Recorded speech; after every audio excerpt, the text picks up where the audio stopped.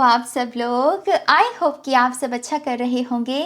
आप सभी को बहुत सारा प्यार और ब्लेसिंग्स। तो आज हम एक नई एजुकेशनल वीडियो करने वाले हैं। जैसा कि मैंने कल भी प्रॉमिस किया था, कम्युनिटी पोस्ट में मैंने कह दिया था आपसे कि हम ब्लड लाइन कर्सेस और ब्लड लाइन हीलिंग के बारे में डिटेल में बात करेंगे। ब्लड लाइन हीलिंग, ये शब्द आपने बहुत सुना होगा मेरी पिक और कार्ड रीडिंग्स में। ये मैसेज बहुत दिया है हमें, स्पिरिट ने बार बार दिया है। तो मैं ब्लड लाइन हीलिंग के बारे में भी बात करूंगी और इसके साथ साथ ब्लड लाइन कर्स, ये आपके लिए नया हो सकता है क्योंकि इसके बारे में मैंने पहले कभी बात नहीं की है। तो हीलिंग के बारे में भी बात करेंगे और ये जो कर्स है ये कैसे होता है, इससे हम कौन सी एहतियात बरत सकते हैं कि हम ऐसी भविष्य में कोई गलती ना कर दें कि हम अपनी ब्लड लाइन के लिए कोई ऐसा कर्स बना दें। ठीक है, तो हम थोड़ा सा इसके बारे में भी बात करेंगे। और यस, मैंने कुछ नोट्स नहीं बनाए हैं इसके, तो मैं जो भी मेरी नॉलेज है, जो भी मेरी जानकारी है इस पूरे टॉपिक को लेकर, और मैं अपने लिहाज से कैसे ध्यान रखती हूँ इन सब चीज़ों का, मैं उसके बारे में भी आपसे बात करूँगी। और तो बिना किसी समय को वेस्ट किए हुए हम इस सेशन को शुरू करते हैं माँ सरस्वती का नाम लेकर। जय हो, मंगल हो। तो सबसे पहले ब्लड लाइन हीलिंग के बारे में बात करने से पहले मैं बात करना चाहूँगी ब्लड लाइन कर्स, क्योंकि हमें यहाँ पर पहले प्रॉब्लम को समझना है, राइट। तो लेट्स सी, यहाँ पर हम लिखते हैं ब्लड लाइन कर्स।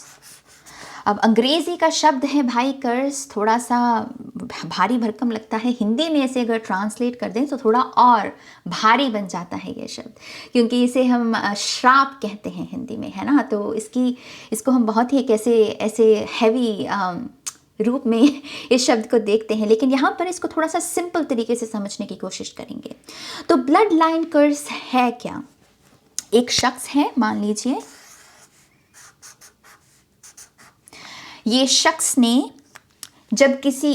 जब किसी के खून को, किसी की परवरिश को, किसी के खानदान को जब गाली देता है, तब यही शख्स ब्लड लाइन कर्स को क्रिएट करता है। ये जो इंसान है, हार्ड मास से बना हुआ शरीर, जिसका आज खबर है कल है या नहीं उसकी खबर नहीं, इसके बावजूद देखिए इंसानों का घमंड कि वो किसी के खून को, किसी की परवरिश को, किसी के खानदान को गाली देने की हिमाकत रखते हैं। इनमें क्या ईश्वर का भय होगा ऐसे लोगों में? बिल्कुल भी नहीं होगा, राइट।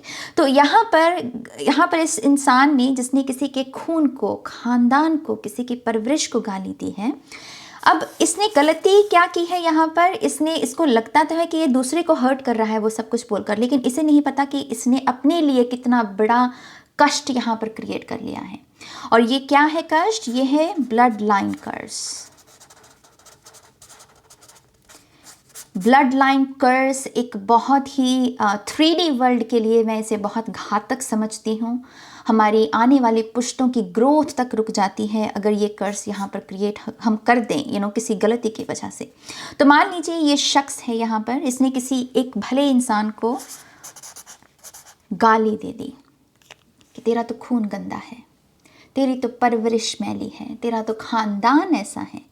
अब इसने किस वजह से ये कही है, वो बात कुछ भी, कोई रीज़न हो सकता है। 3D वर्ल्ड का कोई ना कोई ड्रामा रहता ही है हमारे इंसानों के लिए। लेकिन देखिए, अगर जब हम किसी के खून को गाली देंगे तो ये कर्स बनेगा, ओके।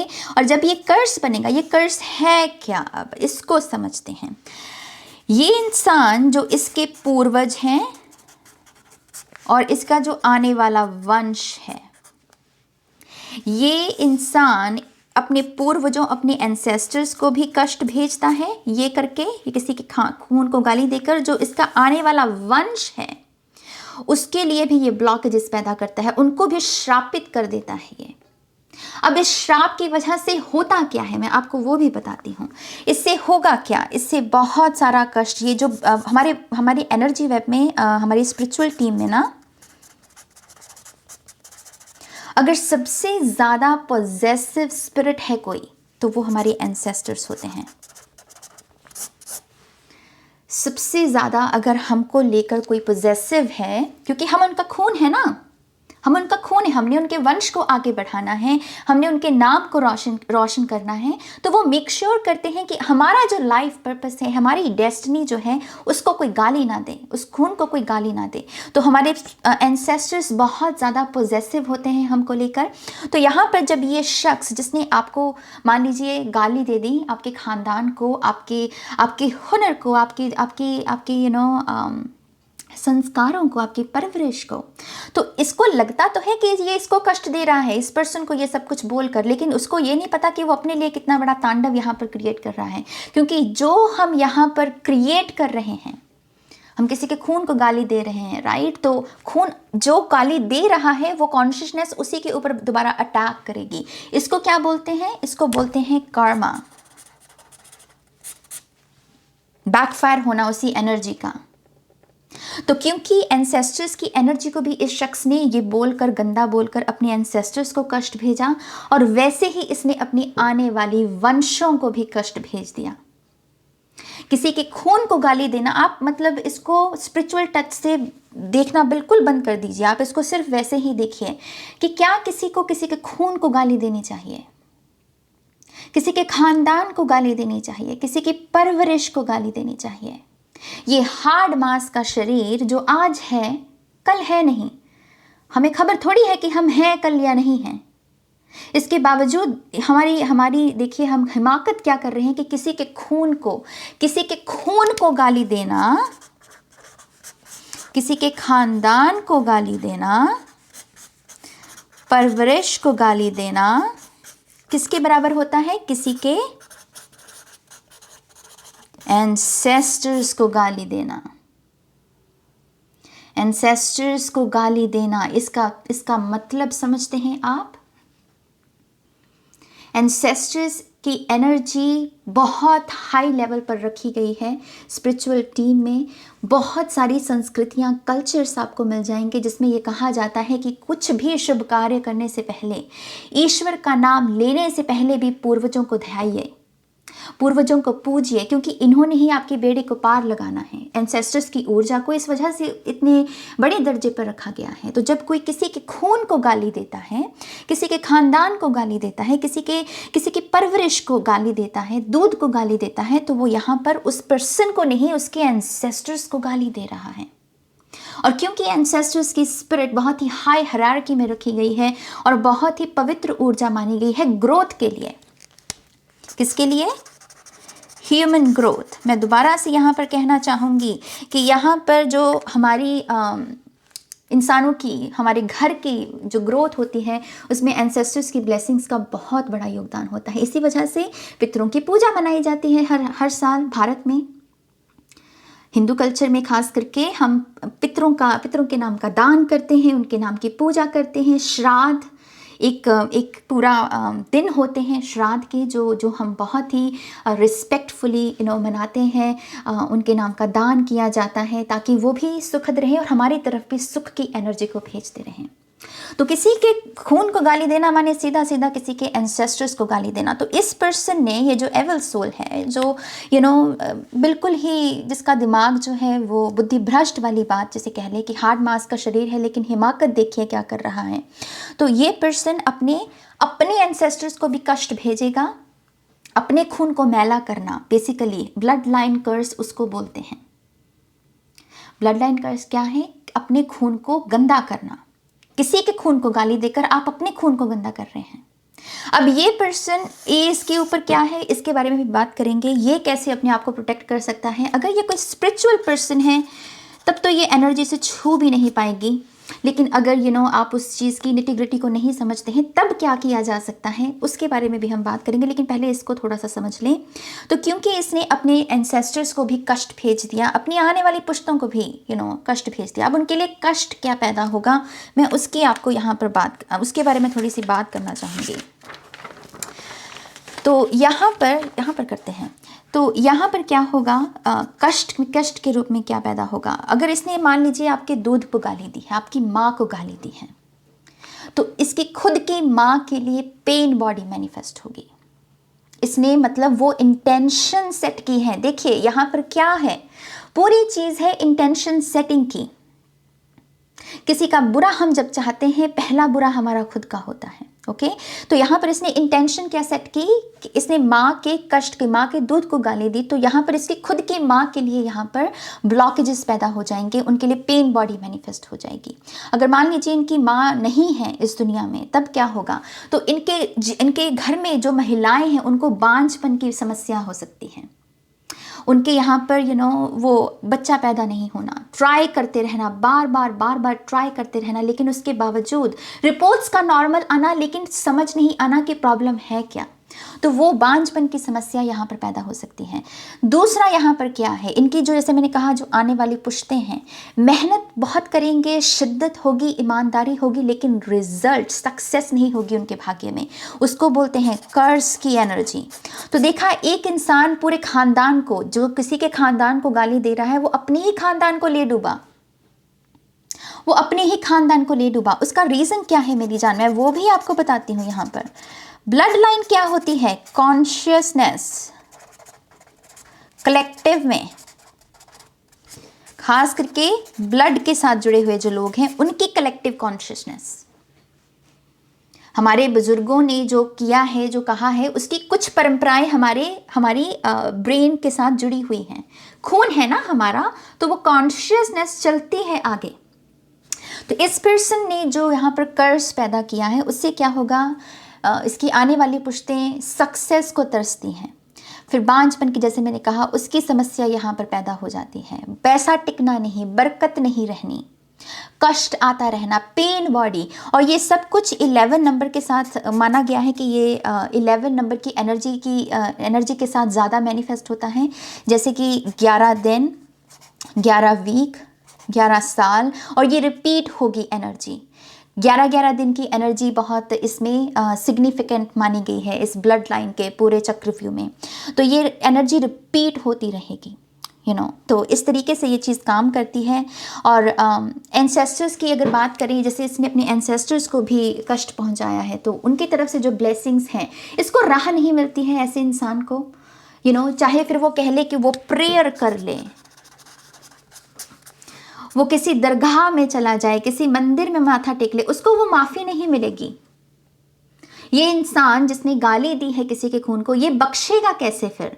अगर इसको ऐसी माफ़ी नहीं मिलेगी तो ये बख्शेगा कैसे? इसको उसी इंसान से माफ़ी मांगनी पड़ेगी जिसको इसने, मतलब जिसको गाली दी है, उसके परवरिश, उसके दूध को, या उसके खानदान को। जब तक वो वहाँ से नहीं बख्शा जाएगा, उसे किसी दरबार में भी यहाँ पर माफ़ी नहीं मिलेगी। फिर वो किसी भी किस्म की पूजा करवा ले, वो किसी भी किस्म का नाम सिमरन कर ले, उसके लिए यहाँ पर माफ़ी नहीं होगी। ये बहुत सीधा तरीका है कर्मा के काम करने का। इसमें कुछ भी ब्लैक एंड वाइट नहीं है। आप ये गलती करेंगे तो आपके साथ भी यही दंड होगा, और उसका बख्शना, उससे बख्शा इसी तरीके से जा सकता है कि जिसको आपने हर्ट किया है उससे आप माफ़ी मांगे। अदरवाइज आपने अपने एंसेस्टर्स को भी कष्ट दे दिया, और आपने अपनी आने वाली वंश के लिए जो ब्लॉकेजेस पैदा किए हैं उसकी तो सीमा भी नहीं है। ये तो मैंने 2-4 गिने हुए ही बताए हैं, बहुत सारी और भी ब्लॉकेजेस यहाँ पर हम पैदा करते हैं। तो आप समझ रहे हैं कि कैसे ये ब्लड लाइन कर्स लाइफ को बर्बाद कर सकता है।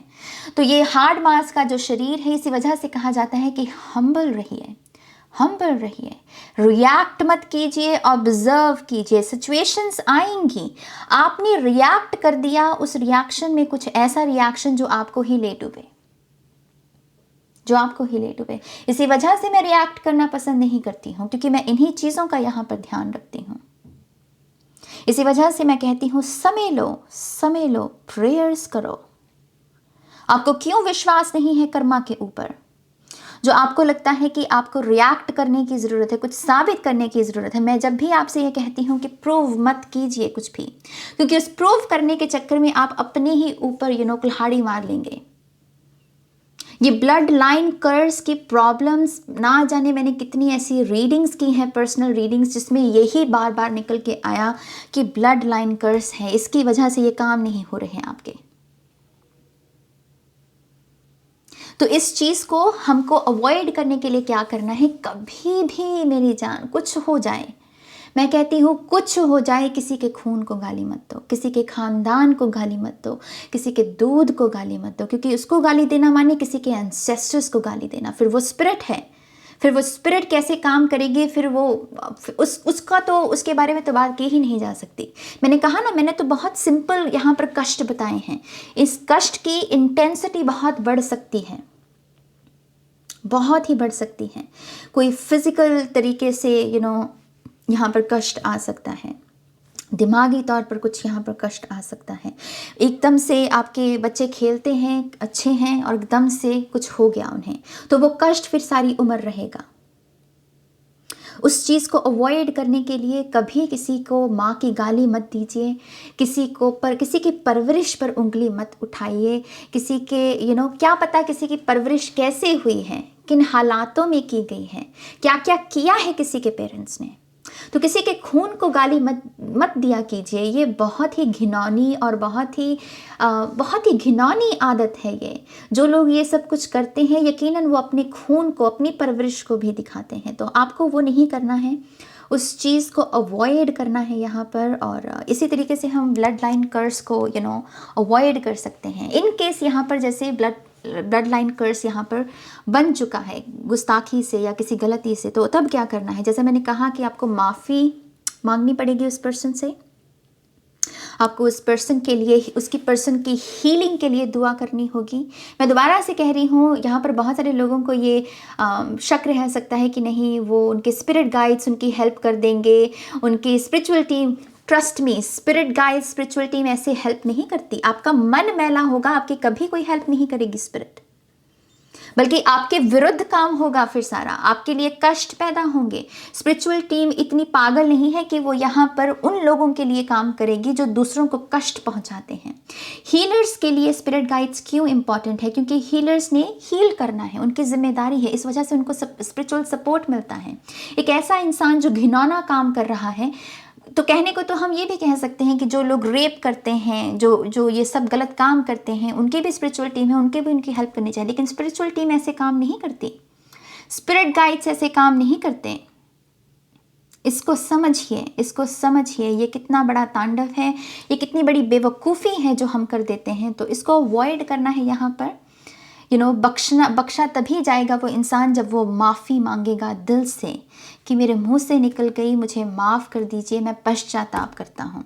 अदरवाइज़ ये ब्लड लाइन कर्स मतलब ये पुश्तों तक चलता है, ये पुश्तों तक चलेगा। आपने बहुत सारी ऐसी फैमिलीज देखी होंगी जिनमें कुछ बच्चे हैं, मतलब कड़ी मेहनत, एक से एक बढ़कर हीरे के जैसे बच्चे होंगे, इतनी मेहनत करेंगे, इतनी लगन शिद्दत होगी, पढ़ाई में बहुत तेज होंगे, लेकिन सक्सेस नहीं है। वहाँ पर ऐसे केसेस में मैं ये नहीं कह रही हूँ कि सिर्फ वो इसी वजह से होते हैं, लेकिन जो कारण होते हैं उनके ब्लॉकेजेस के, उनमें एक कारण ये हो सकता है, क्योंकि कारण और भी यकीनन बहुत सारे हो सकते हैं, लेकिन हम यहाँ पर क्योंकि इसी कारण को डिस्कस करते हैं, तो एक कारण उन सभी कारणों में ये हो सकता है। तो इसको हमें अवॉइड करना है, ठीक है। अब तो यहाँ पर बात कर ली उस पर्सन की जिसने गाली दी है, अब उसकी बात करते हैं जिसने गाली सुनी है। अब इसका ये क्या करे, अब इसके लिए क्या रास्ता है, इसके लिए क्या सल्यूशन है? देखिए, एक अगर आप बहुत ही स्पिरिचुअल अवेकन पर्सन हैं, अगर आप, मैं इसके बारे में भी एक सेशन करना चाहती हूँ। और टू बी ऑनेस्ट, मैं यहाँ पर अब ये नहीं पूछूंगी आपसे कि आपको ये सेशन चाहिए या नहीं, मुझे पता है कि बहुत सारे लोगों को चाहिए होगा। तो मैं एक सेशन की कैसे एनर्जी को रिप्लेस करना है, मैं खुद करती हूँ इसी वजह से मुझे ये चीज़ें अफेक्ट नहीं करती हैं और मुझे छू तक नहीं पाती हैं ईश्वर की कृपा से। तो मैं आपको यहाँ पर ये भी एक सेशन में सिखाना चाहूँगी कि एक नेगेटिव एनर्जी को कैसे रिप्लेस करना है पॉजिटिव एनर्जी के साथ, इसके बारे में भी बात करेंगे। तो जैसे मैंने कहा, ये पर्सन जिसको गाली दी गई है, अगर ये एक बहुत ही स्पिरिचुअल पर्सन है और ये ह्यूमन कॉन्शियसनेस को समझता है कि जिसने जो गाली दी है उसने क्यों दी है, शायद उसके कुछ शैडो वर्क के प्रॉब्लम है, उसकी शैडो का प्रॉब्लम है, शायद सच में उसकी परवरिश में कोई कमी रह गई, शायद उसको सलीका नहीं है, शायद उसको एंगर इश्यूज हैं, शायद वो एक नार्सिसिस्ट है, शायद वो एक फेक पर्सन है, वो इविल पर्सन है। अगर एक स्पिरिचुअल पर्सन उस ह्यूमन कॉन्शियसनेस की, उस निटिग्रिटी को समझता है, तब ये उस तक पहुंच ही नहीं पाएगी एनर्जी, क्योंकि इस पर्सन को पता है कि उसे रिप्लेस कैसे करना है। लेकिन अगर मान लीजिए एक पर्सन है जिसे नहीं पता अगर उसे रिप्लेस कैसे करना है, तो यहाँ पर हमें एक आर्कएंजल की मदद लगती है। और वो कौन से आर्कएंजल हैं? सैंडलफैन, आर्कएंजल सैंडलफैन। आर्कएंजल सैंडलफैन जो हैं वो डिलीवरी मैन माने गए हैं। आर्कएंजल्स में हमारी दुआओं को, हमारी फरियादों को, हमारी चिट्ठियों को, बेसिकली जो हम अपने एंसेस्टर्स को भेजना चाहते हैं, उनको हेवन तक पहुंचाने का काम आर्कएंजल सैंडलफैन का है। तो यहाँ पर आपको आर्कएंजल सैंडलफैन की एनर्जी के साथ कनेक्ट होना है, उनके नाम का आह्वान करना है। उनके लिए आप ग्रीन कैंडल लगा सकते हैं, सरसों के तेल का दिया लगा सकते हैं। ये दिए इस तरीके से रोशनी से हम आह्वान करना चाहिए किसी भी एनर्जी का। तो आपको उनका नाम लेना है, और जो भी यहाँ पर आप अपने एंसेस्टर्स को हीलिंग भेजना चाहते हैं, जो उनको मैसेज भेजना चाहते हैं कि हाँ आज ये हुआ, आज किसी ने हमारी परवरिश को गाली दी, लेकिन मैं आपको हीलिंग भेज रहा हूँ। ये जो कष्ट उसने मुझे आपको भेजा, मेरे थ्रू आपको भेजा, मैं उसको हील करके आपकी तरफ भेज रहा हूँ, मैं आपको हीलिंग भेज रहा हूँ। तो आर्कएंजल सैंडलफैन का आपको उस डिलीवरी आर्कएंजल का आपको यहाँ पर सहारा लेना है, अपनी फरियाद को अपनी हेवन जो आपके एंसेस्टर्स हैं उन तक पहुँचाने के लिए। क्योंकि इस स्थिति में आपको अपने एंसेस्टर्स के लिए, उनकी हीलिंग के लिए यहाँ पर दुआ करनी है। जैसा मैंने कहा, आपके एंसेस्टर्स, हमारे एंसेस्टर्स बहुत पॉजेसिव होते हैं हमारे लिए, तो वो भी कुछ कष्ट दें इस पर्सन को, उसको भी अवॉइड करने के लिए। क्योंकि देखिए, जो एक अच्छा इंसान होगा वो यही चाहेगा कि कर्मा अपनी तरफ से काम करे, लेकिन वो अपना मन मैला नहीं करेगा।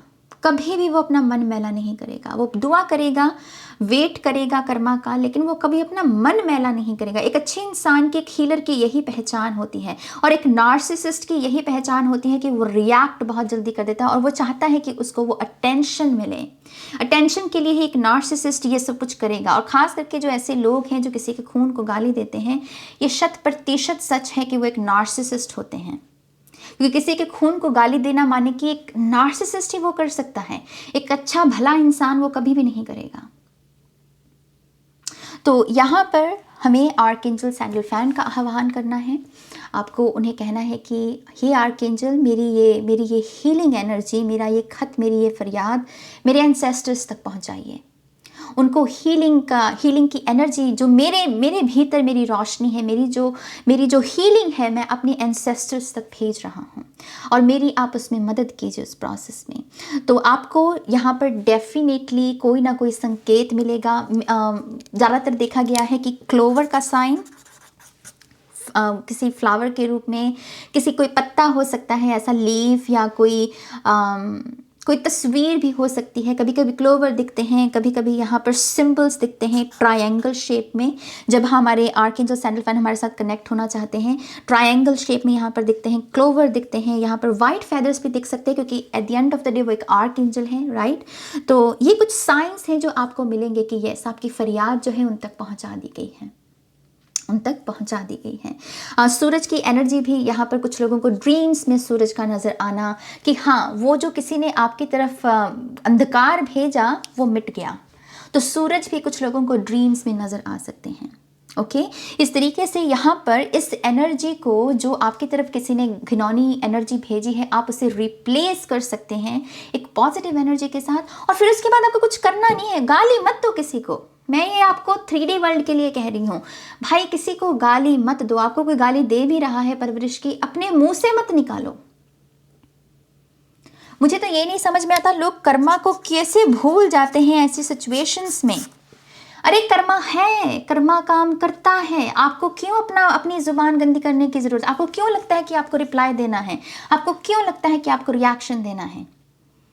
क्यों आपको विश्वास नहीं है अपनी स्पिरिचुअल टीम के ऊपर? क्यों आपको विश्वास नहीं है कर्मा के ऊपर?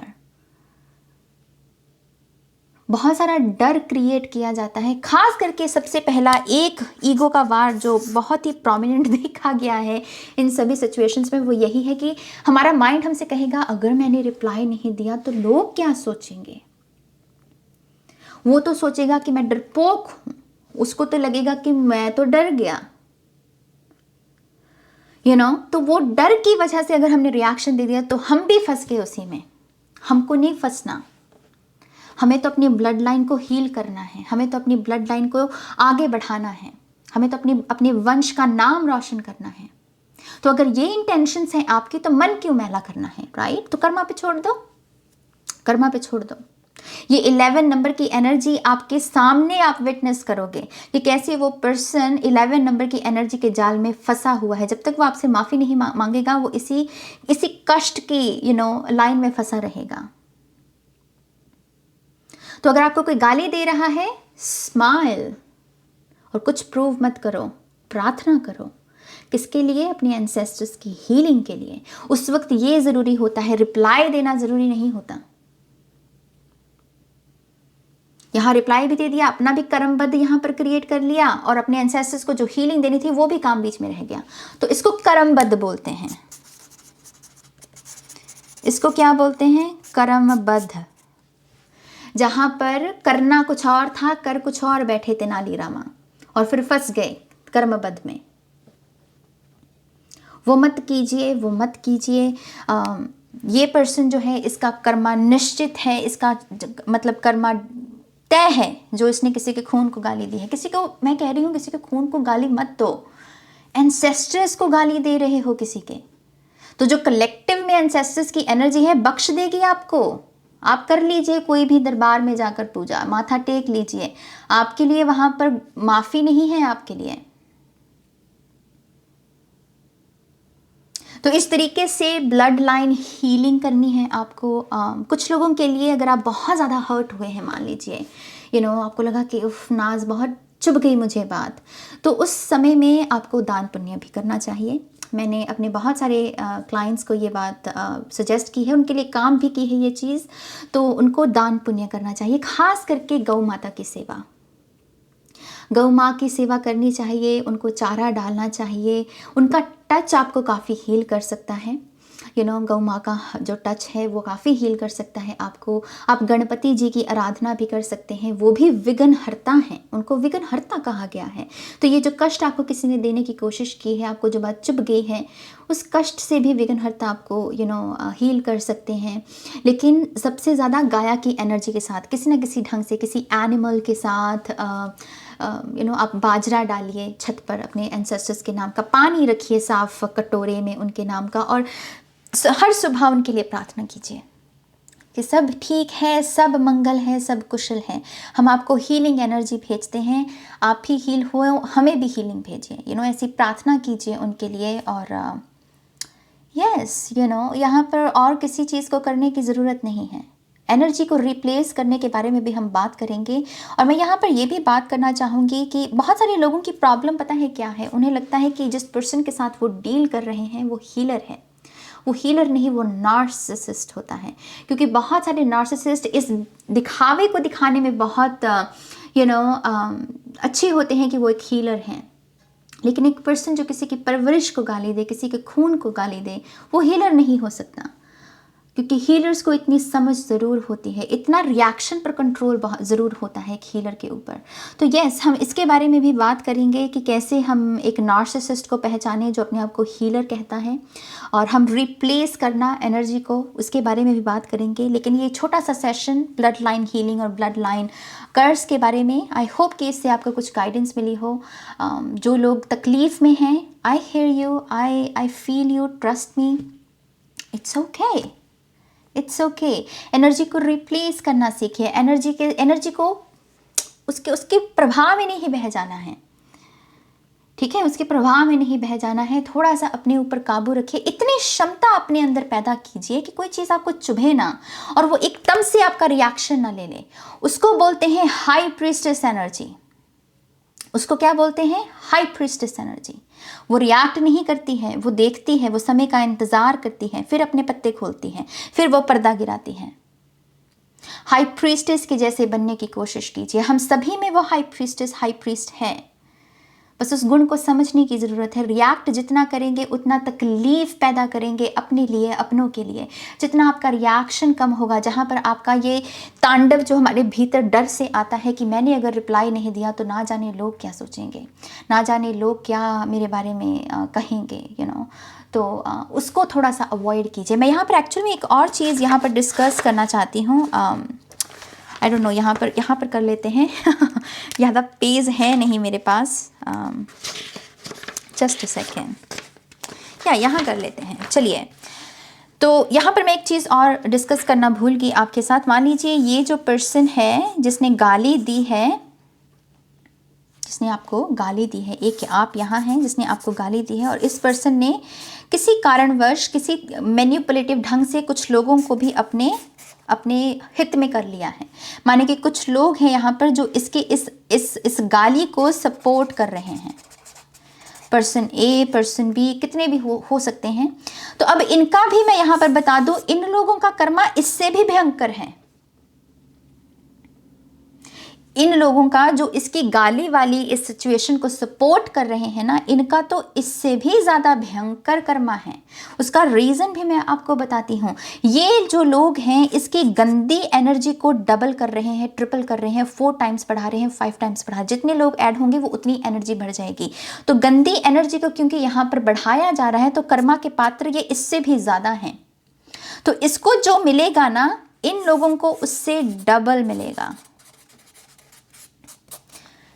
इन लोगों के ऊपर डबल कष्ट पैदा होता है। तो ये इस बात का भी ध्यान रखिए कि आपकी संगति कैसी है मेरी जान। आई होप मैंने गलत नहीं लिखा हिंदी में। मैंने बहुत टाइम से हिंदी लिखी नहीं है, लेकिन संगति कैसी है, आपकी संगति भी आपको ले डूबेगी। क्यों कहा, हमारे बड़े बुजुर्ग क्यों कह के गए हैं भाई, हमारे बड़े बुजुर्ग इसी वजह से कह के गए हैं, संगति अच्छी रखो अपनी। संगति भी ले डूबती है कभी कभी, कर्मबद्ध उस वहाँ से भी आता है। अब यहाँ पर इस शख्स ने कर्मबद्ध अपना क्रिएट किया किसी के खून को गाली देकर, और ये बस मुंह उठाकर चले आए और उन्होंने इसको सपोर्ट कर दिया, तो ये कर्मबद्ध में फंस गए क्योंकि संगति बुरी है। इन्होंने इस पर्सन को चूज किया हुआ है। खाम खां, हम पंजाबी में बोलते हैं खाम खां की आफत, खाम खां दी टेंशन, हम ऐसे पंजाबी में बोलते हैं। तो ये वही है जो खाम खां की टेंशन को गले ले लेंगे, मोल ले लेंगे। तो इनका कर्मबद्ध डबल हो गया क्योंकि इन्होंने एनर्जी को डबल कर दिया, है ना। तो यहाँ पर ये लोग, इनके लिए तो मतलब इनको तो बहुत ज़्यादा पश्चाताप करना पड़ता है। तो इनकेस आप किसी ऐसे पर्सन के साथ डील कर रहे हैं जो किसी को बुली कर रहा है, किसी के खून को गाली दे रहा है, या तो आप उससे बिल्कुल पीछे हट जाइए उस पर्सन से, क्योंकि उसका कर्मबद्ध आपको भी लपेटे में ले सकता है। उसको सपोर्ट मत कीजिए उस पूरी सिचुएशन में, ये बहुत ज़रूरी है। अगर आप गलत पर्सन को सपोर्ट भी कर रहे हो तब भी नैया डूबेगी, तब भी लपेटे में आ जाओगे किसी न किसी ढंग से। तो इस चीज़ का भी ध्यान रखना है, ठीक है। इस वजह से अपनी संगति को सुधारिए। अपनी, मैं क्यों कहती हूँ एनर्जी वेब आपका, अकेले रह लो मेरी जान, वो भला है। किसी बुरे इंसान की संगति कर्मबद्ध में फंसाएगी आपको। वो उसका क्या करोगे फिर? ऐसे दोस्तों का क्या करोगे? ऐसे लोगों का क्या करोगे आप? अकेले रह लो, एटलीस्ट उसमें कर्मबद्ध तो नहीं, आपका किसी की वजह से तो कर्मबद्ध नहीं बन रहा, राइट। तो अपना एनर्जी वेब भी सुधारो। किन लोगों के साथ अपनी एनर्जी एक्सचेंज कर रहे हो, उनका कर्मा कहीं आपको कर्मबद्ध के लपेटे में मत ले। तो इन लोगों का, जैसे मैंने कहा, जो इस पर्सन को बुली किया, इसने उनको सपोर्ट किया, इनका कर्मबद्ध डबल। तो इनका भी यही है कि पश्चाताप बहुत लगता है इनका, बहुत इन्हें हीलिंग भेजनी पड़ती है इस पर्सन को, बहुत हीलिंग भेजनी पड़ती है इस पर्सन को, क्योंकि तभी इनके कर्मा वो कटते हैं। मैं दोबारा से कह रही हूँ, इस भुलेखे में, इस ख्याल में मत रहिएगा कि स्पिरिट गाइड्स हेल्प कर देंगे। वो ऐसे हेल्प नहीं करते हैं, वो ऐसे हेल्प नहीं करते हैं। जहाँ आपकी गलती है वहाँ पर आपके कान खींचे जाएंगे मेरी जान। टावर मोमेंट टैरो में ना सभी के लिए है, गिने चुने लोगों के लिए नहीं होता। टावर सभी के लिए होता है। तो इस बात का ध्यान रखिएगा और यस, अपनी संगति को भी सुधारिए। ये भी एक मेन पॉइंट था जो मैं यहाँ पर बताना चाहती थी आपको। खैर, आज की सेशन के लिए इतना ही। मैं ऐसे बहुत सारे और शैडो से रिलेटेड बहुत सारे एजुकेशनल वीडियोस कवर करना चाहती हूँ। आई थिंक मेरी एक बहुत ही खूबसूरत ट्रांसफॉर्मेशन हुई है। मैं जब ब्रेक लेती हूँ ना गाइस, तब बहुत सारी चीज़ें क्लियर होती हैं। मुझे पता है अब मुझे अपने पाथ के साथ, इस चैनल के साथ मुझे क्या करना है, मुझे अपने करियर के साथ क्या करना है। तो यस, उसके लिहाज से ही यहाँ पर कुछ परिवर्तन आपको देखने को मिलेंगे। इस चैनल पर भी कुछ नई एजुकेशनल वीडियोस खास करके शैडो से जुड़ी हुई तो ट्रिगरिंग इन्फॉर्मेशन बहुत सारी आने वाली है, तैयार रहिएगा। उतना मैदा रखना है कि हम शैडो के बारे में भी जान सकें। तो यस, आप मुझे दुआएं भेजिएगा, मुझे ब्लेसिंग्स भेजिएगा कि मैंने जो भी सोचा है इस चैनल के साथ करने का, मैं उसे सार्थक कर सकूं। अपने एंसेस्टर्स, मैं अपने ख़ानदान, अपनी परवरिश, अपने खून को चार चांद, उनका नाम रोशन करूं। आप मुझे भी दुआएं भेजिएगा, मैं सेम दुआएं आपको भेज रही हूँ। कहा जाता है ऐसे, ये अच्छा एनर्जी एक्सचेंज है, जहाँ पर आपको कोई दुआ दे रहा है और बदले में आपको उससे दुआ मिल रही है। तो ये अच्छा एनर्जी एक्सचेंज है और मैं यही माहौल चाहती हूँ इस चैनल पर। तो मेक श्योर कि आप ये ज़रूर मेरे लिए कुछ अच्छा लिखिएगा कमेंट सेक्शन में, और अपना ध्यान रखिएगा गाइस। आपसे मैं बहुत प्यार करती हूँ और टेक केयर। बाय।